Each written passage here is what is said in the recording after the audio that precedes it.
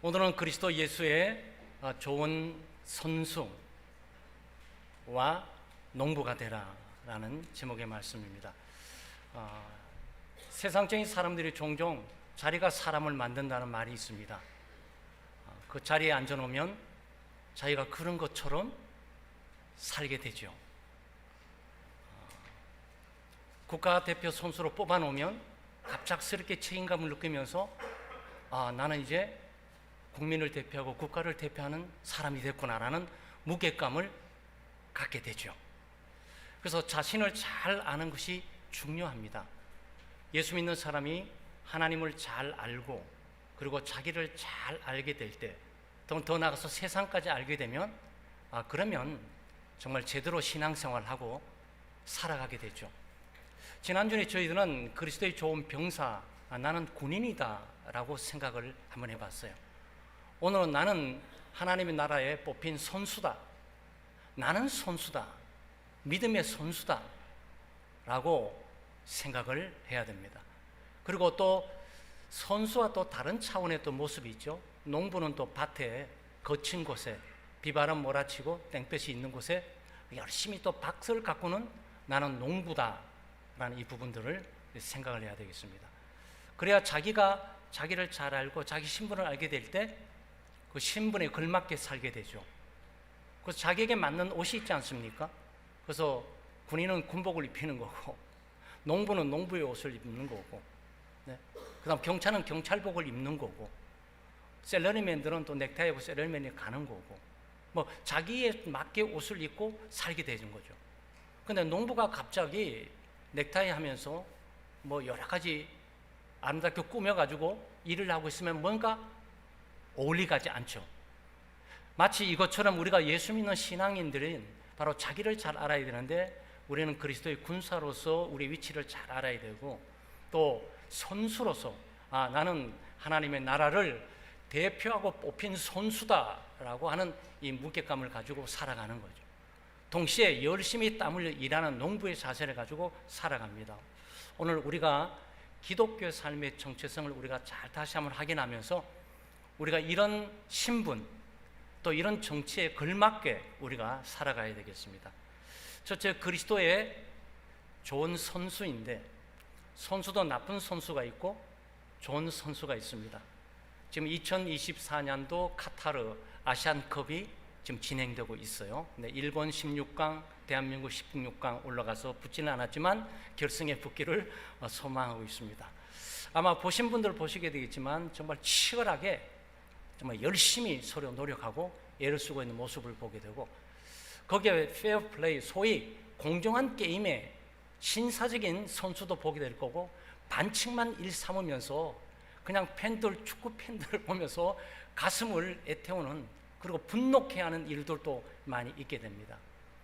오늘 5절 말씀에 경계하는 자가 법대로 경계하지 않으면 승리의 관을 얻지 못한다 이렇게 말했습니다. 경계 선수들이 갖고 있는 중요한 덕목 가운데 하나가 이 페어 플레이죠.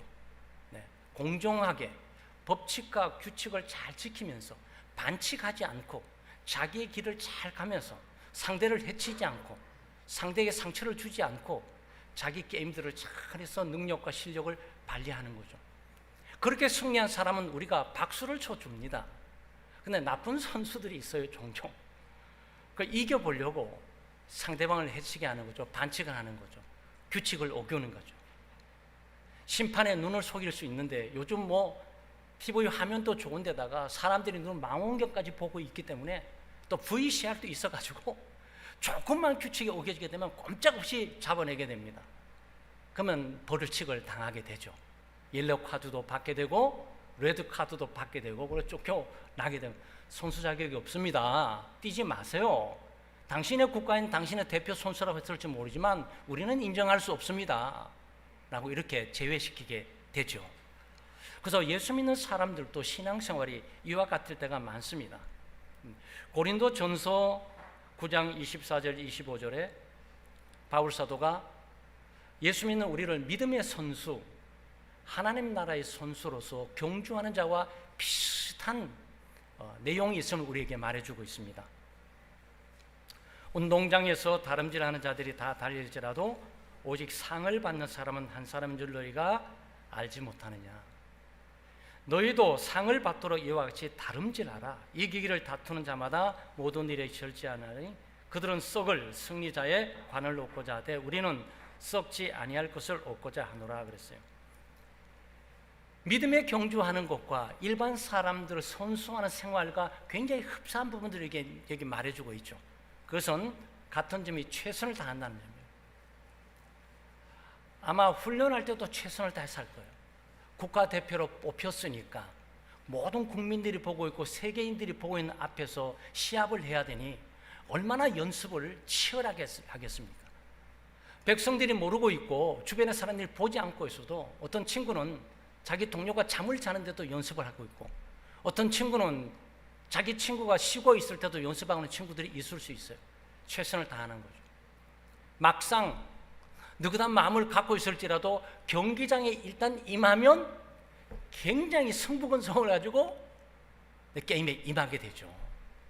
특별히 한국 사람은 져서는 안 되니까 가만히 있다 마도 뭐 약간의 게임만 하게 되면 거기 갑작스레 승부욕이 복받치면서 이겨보고자 노력을 하게 되죠.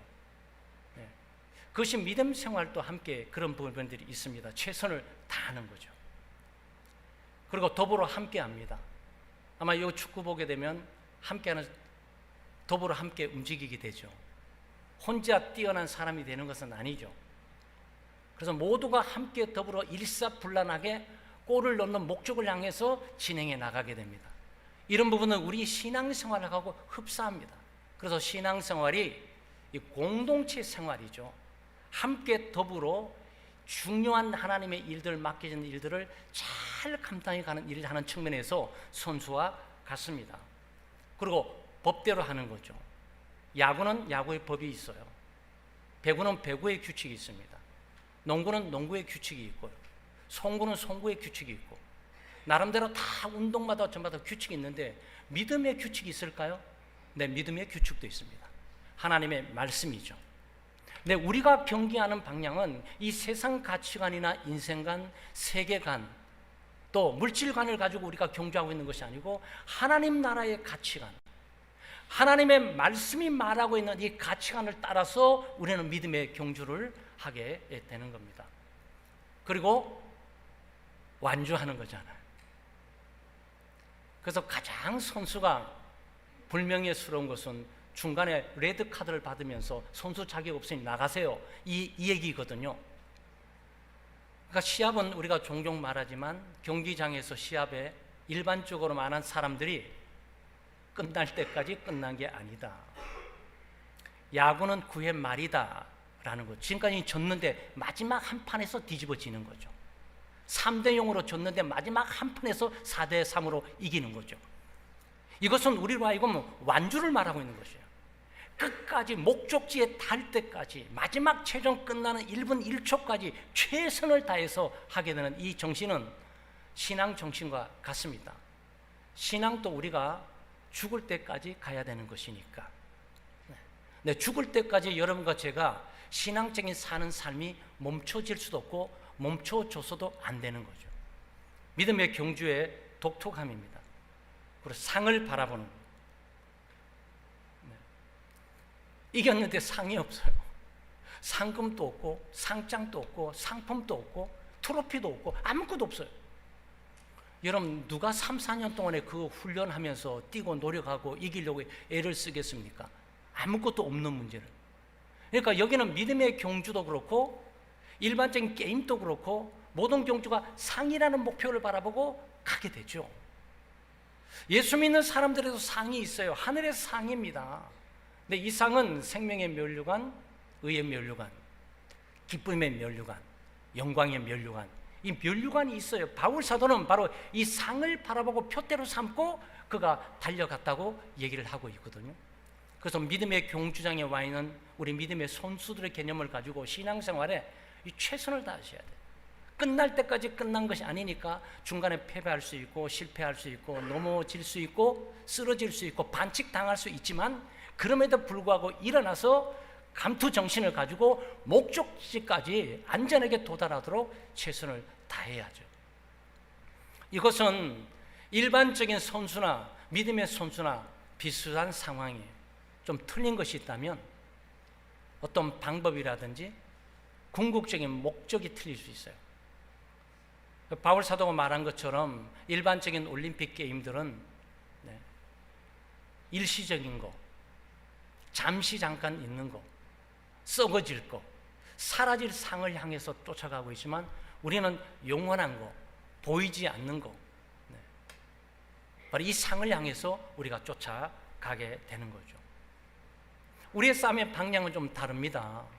우리는 서로 함께 더불어 경쟁을 하게 될 때 상대방을 죽이고 상대방을 넘어뜨리고 상대방을 없애고 그것을 밟고 하는 승리를 말하는 것 아니에요.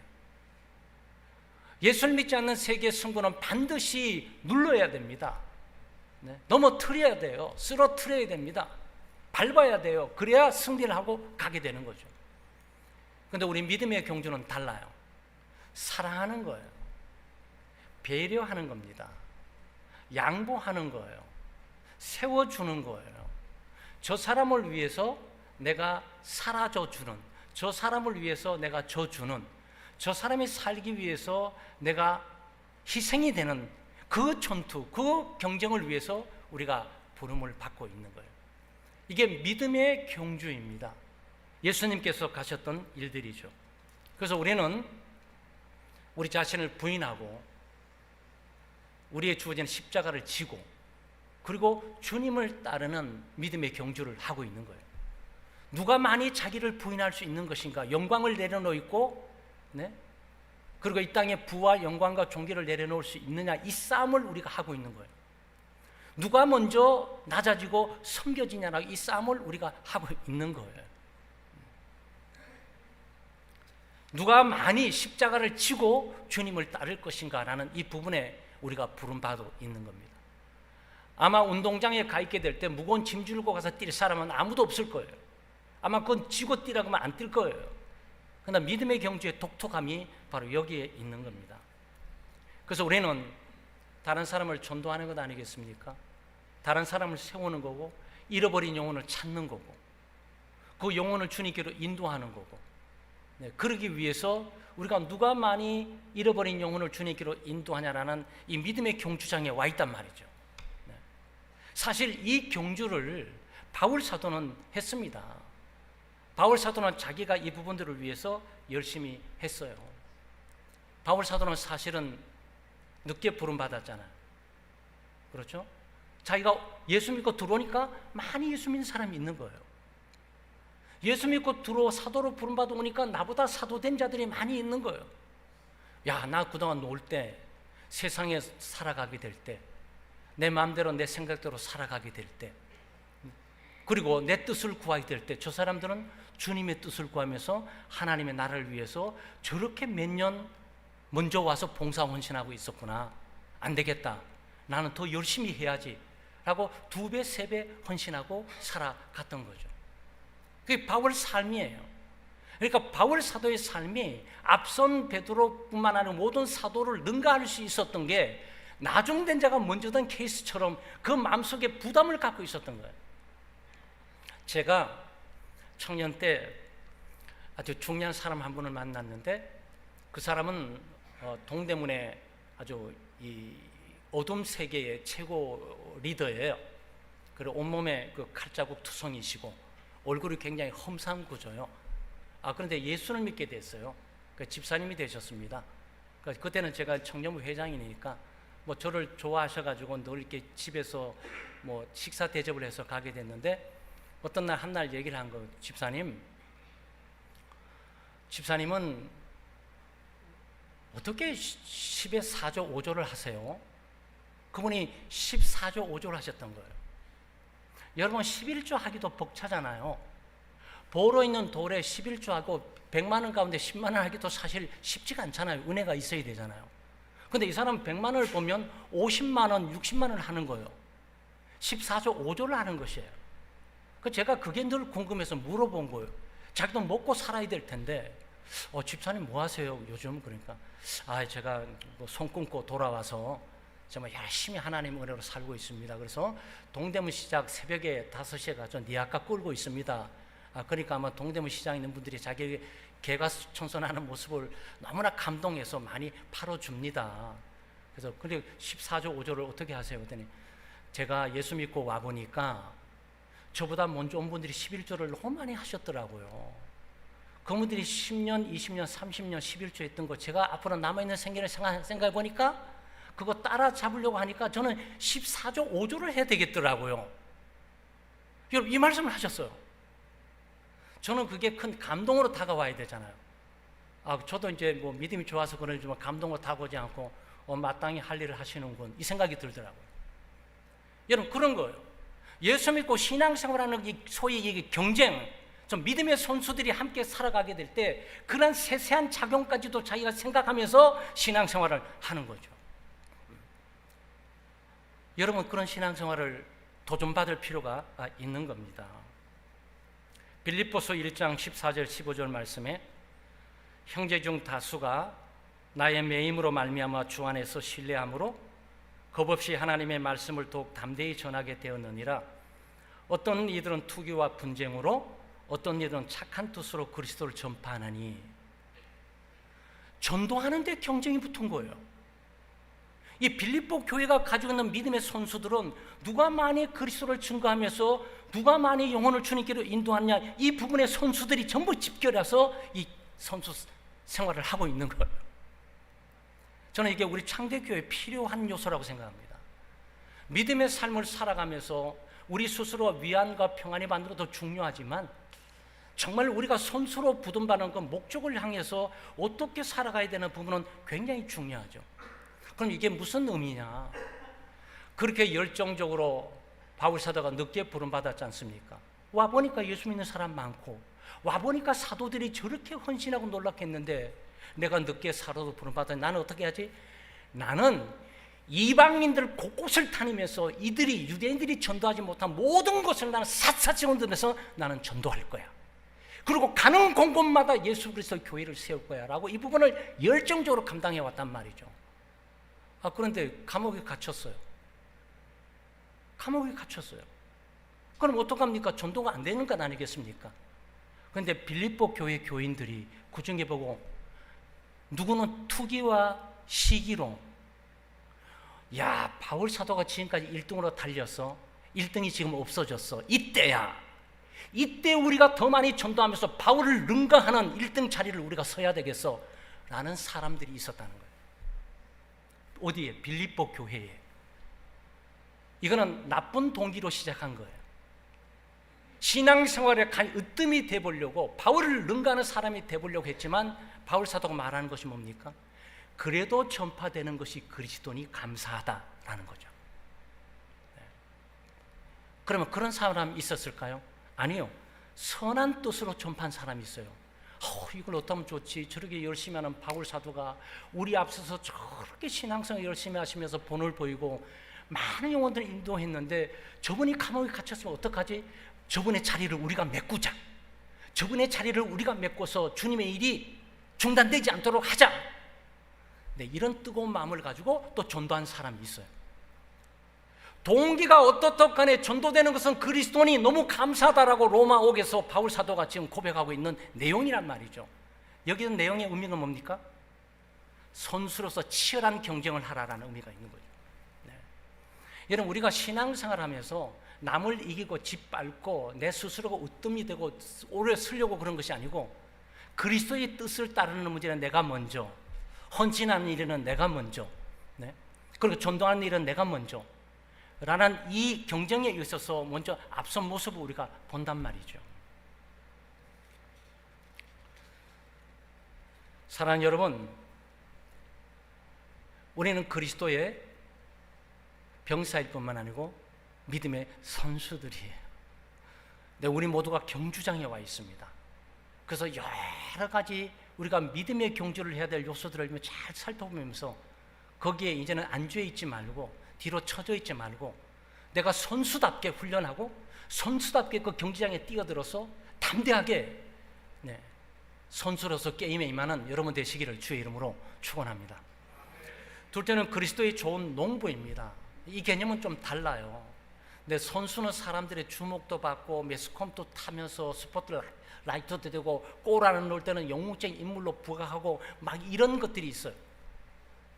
그렇지만 이 농부는 아무도 관심을 두지를 않아요. 어떤 한 구석에 박혀가지고 묵묵히 자기 일만 하고 있을 뿐이에요. 근데 이 농부나 그리스도인의 삶의 생활이 흡사하다라는 부분인 거예요. 어떤 점에서 씨를 뿌리면서 거두는 측면에서 굉장히 흡사한 거예요. 농부는 뭐 하죠? 나쁜 농부 말고, 나쁜 농부는 막걸리만 마시고 놀러 다니잖아요. 근데 화투만 치고 놀러 다니잖아요. 근데 이 좋은 농부가 되려면 머리도 좀 써야 되겠죠. 좋은 밭을 이렇게 봐야 돼요. 내가 팥을 심을지 콩을 심을지 감자를 심을지 고구마를 심을지 심어야 될 이 씨에 합당한 밭이 있을 거 아니겠어요? 아무 데나 막 심는 그런 농부 안 돼요. 정말 감자를 심어야 되는데 거기다가 막 벼만 막 뿌리면서 나기를 기다리는 그런 농부를 말하는 게 아니에요. 그런 농부는 좋은 농부가 아니에요. 좋은 농부는 열심히 잘 준비하고 씨도 준비하고 밭도 볼 줄 알고 그 다음에 밭을 보고 난 다음에 이 밭이 적당한 것 같아 밭을 선택하게 되겠죠. 농부가 밭을 선택하면 어떡합니까? 그걸 갈아야 되지 않겠습니까? 거기엔 잡초들도 있고 돌들도 있으니까 그걸 다 갈아엎어야 됩니다. 그거 옛날에 소나 그래도 뭐 이런 게 있으면 부잣집에서 그런 농부는 하지만 없는 분들은 꽃갱이 가지고 자기가 탁 쳐서 그 밭을 딱 일구고 가꿔야 돼요. 그 시간도 많이 걸려요. 땀 흘려집니다. 바람도 몰아치기도 하고 비도 오기도 하고 심지어 때때로 큰 어려움도 겪기도 하죠. 뜨거운 땡볕도 있고 다 갈면 그걸로 끝납니까? 아니잖아요. 근데 씨를 이렇게 뿌리지 않습니까? 씨도 아무렇게 막 뿌리는 게 아니잖아요. 간격마다 정확하게 어떤 부분을 갖고 심고 제가 모심기를 해보지는 않지만 모심는 사람들은 간격이 있어요. 간격이 그거 막 꽂아 한꺼번에 그냥 백단 딱 해놓고 다 끝나서 집에 가는 이런 농부는 안 된단 말이죠. 시간이 좀 걸리고 자기 줄이 한참 걸릴지라도 거기에 맞춰서 하나하나 끼워가지고 가야 돼요. 그걸로 끝납니까? 안 되잖아요. 또 가꿔야 되잖아요. 비가 많이 오면 비가 많이 올세라. 네? 그리고 바람이 불면 넘어질까봐 가가지고 바람막이를 뭘 할까 가고 그거 돌봐야 된단 말이죠. 언제까지? 열매 맺을 때까지. 그 열매 맺을 시간이 있지 않겠습니까? 그 열매를 기다리는 그리고 열매를 따게 되면 그 열매를 곡식 심는 자가 먼저 먹는 것이 합당하지 않냐. 그 기쁨에 동참하는 것이 합당하지 않냐. 그래서 농부는 수고하고 애를 쓰고 땀을 흘리고 있고 무더위에 끙끙대고 있지만 가을에 딸 그 열매의 기쁨을 지금 보면서 하고 있는 거예요. 근데 이게 기독교인의 삶과 같은 거예요. 기독교인들이 복음을 전도해야 되지 않습니까?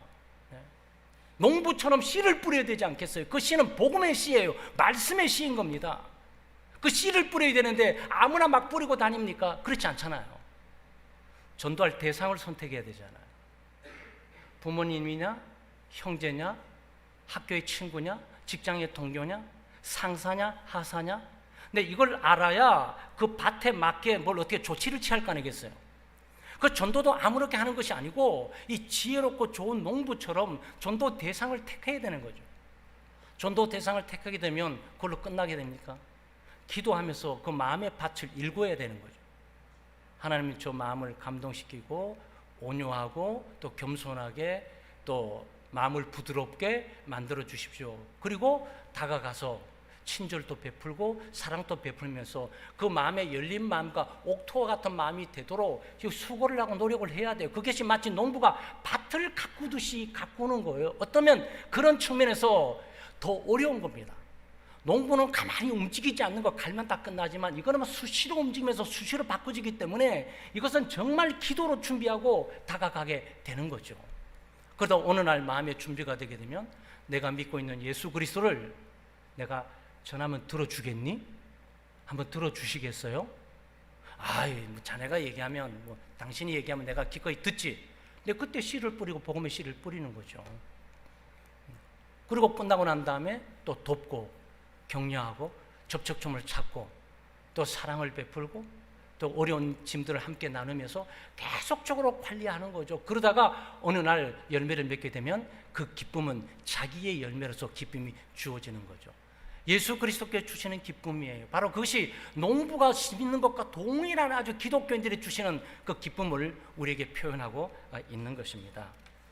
씨 뿌리는 비유에서도 마찬가지죠. 예수님께서 씨 뿌리는 비유를 말씀하셨잖아요. 어떤 씨는 떨어져 길가에 떨어지니까 새가 집어 먹어버리고, 어떤 씨는 돛잘박에 떨어져가지고 뿌리를 내리지 못해서 시들어버리고, 어떤 씨는 가시밭에 떨어져서 잘 자라든 하는데 가시에 찔려가지고 그만 안 되는 거고, 좋은 밭에 떨어진 씨는 30배, 60배, 100배의 열매를 맺는다 그랬지 않습니까? 근데 그 삶의 원리가 우리에게 그대로 적용되는 거예요. 예수님의 원리가 우리와 아무 관계없는 것이 아니고, 우리가 복음의 씨를 가지고 세상을 나가지고 이 마음의 밭을 갈면서 기도로 마음의 밭을 갈고 사랑과 친절로 마음의 밭을 갈면서 그리스도의 복음을 증거하게 될 때 언젠가는 열매를 맺게 될 것을 우리에게 말해주고 있는 겁니다. 바울 사도가 고린도전서 3장 6절 8절 말씀에 이렇게 말씀했습니다. 나는 심었고 아볼로는 물을 주었으되 오직 하나님께서 자라게 하셨나니 그런즉 심는 자나 물 주는 이는 아무것도 아니로되 오직 자라게 하시는 이는 하나님뿐이니라. 심는 이와 물 주는 이는 한 가지이나 각각 자기가 일한 대로 자기의 상을 받으리라. 굉장히 심고 물 주는 건 누가 하는 겁니까? 농부가 하는 거예요. 여러분, 바울 사도가 지금 말하고 있는 내용, 이 농부의 이 개념이 단순하지 않고요, 이것은 우리 삶에 직접적으로 관련된, 우리가 하나님의 나라의 밭을 이루고는 농부로서 부름을 받았구나, 이것을 반드시 갖고 있어야 돼요. 이 개념을 안 갖고 있으면 여러분 신앙생활 제대로 할 수 없습니다. 믿음의 선수생활 제대로 할 수 없어요. 그리스도의 병사로서 준비될 수 없습니다. 자기가 누군지를 모르는데. 그러나 일단 병사이고 내가 선수이고 내가 농부라고 알게 되게 될 때 그렇게 될 자격을 갖추려고 노력을 하게 될 거라고요. 근데 그것이 공동체의 곧바로 훈련의 장으로, 여기는 군사의 훈련장으로, 농부를 키우는 장으로, 그리고 선수를 키우는 훈련장으로 바꿔지게 되는 거죠. 그리고 우리가 그런 삶을 향해 나가도록 우리를 유도하게 되는 거죠. 그러니까 바울 사도는 뭘 말하는 겁니까? 고린도 교회에 나는 심었다. 심었다는 얘기는 전도했다라는 뜻이에요. 나는 전도해서 고린도 교회 많은 사람들을 예수 믿게 해서 들어오게 했는데 바울이 다른 데로 전도하게 가니까 여기 지금 돌볼 사람이 없고 하는 거예요. 아볼로라는 사람이 왔어요. 이 아볼로가 이 고린도 교회를 돌면서 물을 줬다는 거죠. 네, 양육을 했다. 말씀을 가르쳤다. 바울 사도는 전도하고 선교하고 아볼로는 교육하고 가르치고 양육했다. 이것들이 고린도 교회를 일으켜내는 그 밑거름이 되고 양쪽 기둥이 되었다. 이 얘기를 지금 하는 거죠.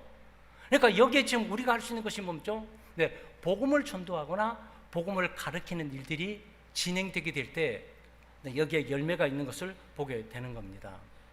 그러니까 심는 사람 그리고 물 주는 사람 뭐라고요? 아무것도 아니라고. 여러분 오해하시면 안 돼요. 뭐 목사님이나 전도사님이나 선교사님이나 또 전도하는 우리는 아무것도 아니구나. 주일학교 교사 저렇게 열심히 가르치는데 아무것도 아니구나. 이걸 말하는 게 아니에요. 이 사람들은 정말 중요한 사람들이에요. 이 사람들은 선수들이고 이 사람들은 프로들이고 이 사람은 교사들이에요. 그런데 이 사람들이 하는 일들이 아무것도 아니라는 것이 아니고 그 사람들이 효력을 불러낼 수 있는 능력을 갖고 있지 못하다는 거예요. 능력을 갖고 있는 분은 하나님밖에 없어요. 사람을 변화시킬 수 있는 분은 하나님밖에 없어요. 열매를 맺게 하는 것은 하나님밖에 없어요. 근데 이것을 씨를 뿌리는 사람이나 심는 사람, 물을 주는 사람도 인식하고 있어야 되고 주변의 사람들도 그 밭을, 그 게임을 인식하고 있어야 된다는 거죠. 그러니까 왜 전도 못했어? 아니 그건 전도는 하나님이 하셔야지. 나는 씨만 뿌리고 나는 물만 줄 뿐이에요. 목사님 왜 저렇게 능력이 없고? 원래 nothing, 아무것도 아닌 거예요. 그냥 이 사람은 전도하고 설교하는 일만 하고 있을 뿐이에요. 그러나 역사되고 감동과 감화시키면서 전도하게 하고 양육하게 하고 성장하게 하고 깨닫게 하는 것은 하나님이 하신다. 여러분 이 관점을 갖게 되면 누가 누구를 비판하고 공격할 수도 없어요. 교회 나와 주일학교 왜 저 모양이지? 주일학교 교사들 여러분 몰라서 그런 거예요. 그 판을 지금 모르고 있는 거예요. 이 판이. 교사들은 가르칠 뿐이에요. 열심히 가르치고 물만 줄 뿐이에요. 근데 그 잘하게 하는 건 누구라고요? 하나님. 하나님만 잘하게 할 수가 있는 거예요. 그에게는 능력이 없어요. 가르칠 수 있는 순종과 도리를 따를 뿐이고 최선을 다할 뿐이지 승리는 하나님께 달려 있음을 기억할 필요가 있어요. 네, 이것은 선수들인 우리와 농부들인 우리 자신뿐만 아니고 농부가 아니고 지켜보더라도 선수가 아니고 응원하는 사람일지라도 그 판을 보고 이해를 하고 있어야 돼요. 경기판. 이 교회에서 일어나고 있는 하나님의 경기판과 이 농사판이 어떻게 진행되는지 알아야 여러분 우리가 어떻게 대처하면서 갈 수 있는 거죠. 네. 그리고 심는 사람이나 물 주는 사람이 한 가지라 그랬잖아요. 그렇죠? 하나예요. 아볼로가 다르고 바울이 다른 게 아니에요. 네? 여러분 이 개념을 이해하는 게 굉장히 중요합니다. 그러니까 하나님의 밭에서 하나님께서 누구는 심는 자로 보내고 누구는 물 주는 자로 보내는 거예요. 근데 이들은 다 하는 일들이 하나예요. 하나라는 의미는 뭐죠? 목적이 같아요. 목적이 뭐죠? 열매를 맺게 되는 목적이 같아요. 목사님이나 교사들이나 장로님이나 집사님이나 목적이 같아요. 물을 주거나 씨를 뿌리거나 벼랑을 갈거나 기능과 역할은 다를지 모르지만 이들은 하나예요. 왜 그렇습니까? 목적, 열매를 맺게 된다는 목적이 같은 거예요. 그럼 우리 모두는 뭐죠? 동력자인 거예요. 근데 이 개념이 인식되어야 여러분 공동체의 서로의 직분의 차이점과 일하는 능력의 차이점에도 이해를 하고 기도해 줄 수 있고 함께 갈 수 있는 것이 우리가 목적이 같기 때문에 우리가 그 길을 가고 있는 거란 말이죠. 네. 그리고 한 주님 밑에 있어요. 한 사장님 밑에 있는 한 회사의 종업원들이라고. 바울뿐만 아니고 아볼로도 그렇고 전도하는 사람도 마찬가지지만 주일학교에서 가르치고 있는 교사도 또는 옛날에는 구역장이지만 지금 목장님이나 우리 목장의 운영위원이나 전부 같아요. 뭐가 같냐고요? 네, 한 주님 밑에서 부름받고 한 주님을 섬기고 또 가장 중요한 거는 한 주님의 능력을 똑같이 받아요. 목사님도 한 주님의 능력을 받는 거고 우리 장로님도 한 주님의 능력을 받는 거고 우리 목장장도 주님으로부터 능력을 받는 거고 능력의 원천이 같다고. 그래서 한 가지인 거예요. 누가 차이 있다고 우리가 함부로 비교하면서 평가할 수 없는 이유가 여기 있는 거예요. 왜 이 말을 하고 있는 거죠? 나는 바울파다, 나는 아볼로파다, 나는 베드로파다, 나는 그리스도파다. No! 모든 게 하나야. 목적도 하나고 한 주님 밑에서 한 주님이 주신 능력으로 하고 있을 뿐이야. 이 얘기예요, 여러분. 그 찬양대도 주님으로부터 나에게 힘 주시는 주님으로부터 이분들이 하고 있는 거고 목장의 일도 또 한 주님이 주시는 능력으로 그 일을 하고 있는 거예요. 그러니까 여기서는 누가 누구를 우월하다 뭐 능력이 있다 자랑해야 될 하등의 이유가 없어요. 왜 그렇습니까? 힘의 원천이 같아요. 나에게 이 힘을 주신 하나님께서 저분에게 저 힘을 준 것 그분이 같은 분이라고. 여러분 우리가 하나님 일을 하고 경주를 하긴 선수로서 이제 프로가 되셔야 돼요. 아마추어로 남아있으면 안 돼요. 아마추어들의 꿈이 뭔지 아세요? 프로가 되는 거예요. 프로가 되면 그 또 다른 세상이 열려지게 되죠. 신앙의 세계도 낮은 곳에 있다 보다 높은 곳으로 가서 갈수록 거기 있는 주님이 주신 기쁨이 달라요.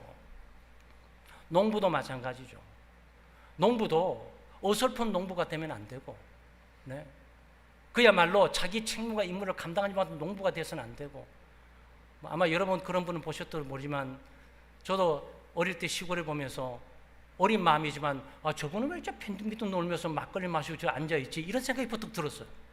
남 열심히 일할 때 같이 일을 하는 것이 도리가 아닐까. 남의 것도 아니고 전부 자기 집안이고 왜 저 형만 나가 있고 나머지는 왜 저기 다 가 있는 것이지? 여러분 그렇죠. 그러니까 교회도 그런 거예요. 사랑하는 여러분, 그리스도의 좋은 믿음의 선수가 되십시오. 그리고 아마추어로 남지 말고 이제는 프로로 가세요. 그래서 프로의 세계에서 믿음 생활 해보시길 바랍니다. 하늘의 상을 바라보면서 열심히 훈련하고 최선을 다해서 게임에 임하다 보면 주님 주시는 기쁨과 그 상의 열매가 있어요. 그리고 좋은 농부가 되세요. 어차피 심는 삶인데 무엇을 심을까가 중요하지 않습니까? 복음을 심으세요. 당년에 거두려면 곡초를 심으시면 돼. 여러분의 꿈이 당년에 거두는가 하면 곡초를 심으시면 그 가을에 반드시 좀 열립니다. 그리고 10년에 거두려면 나무를 심으세요. 나무를 심으면 10년에 거두게 됩니다.